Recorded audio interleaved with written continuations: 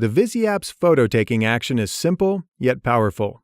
In this video, I'll show you how to enable your app to access the user's mobile device to take a photo.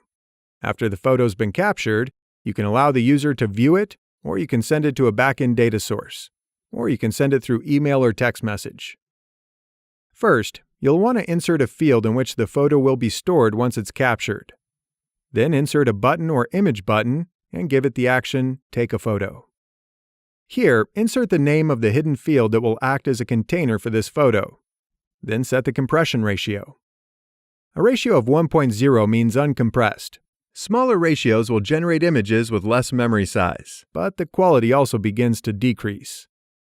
A good number to start with would be 0.5. In the app, when a user taps on the Take Photo button, it accesses the device's camera and gives you options for flash, switch camera if available, cancel, and take photo.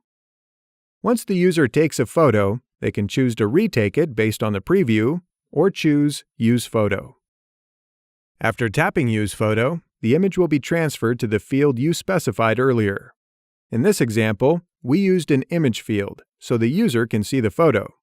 You can also copy the photo to other fields like hidden fields to be sent to back-end data sources or out through email and text message. Experiment with the camera actions we've set up for you in our template app named Design Catalog. Then use the camera actions in your own app. Find more helpful videos at ViziApps.com and on YouTube. Before you know it, you'll be creating apps like a pro with ViziApps.